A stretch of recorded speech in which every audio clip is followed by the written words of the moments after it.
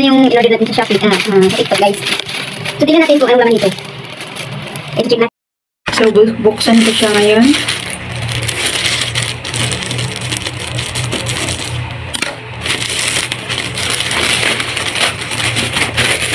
Ayan!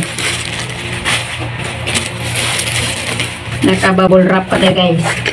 Wait lang ha. Check natin.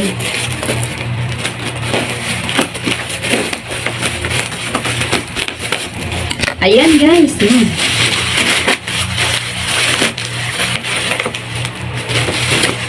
Guys, yan. Ayan! Hulaan niyo, guys, kung para saan to. Hindi ito pang selfie, guys. Yan. So, i-check natin kung guys, dyan siya ilagay. Ayan, guys. Ang ganda niya, diba? So, kung may hangin, hindi siya basta-bastang namamatay. Ganun lang siya, guys. Thank you for watching. See you on my next vlog.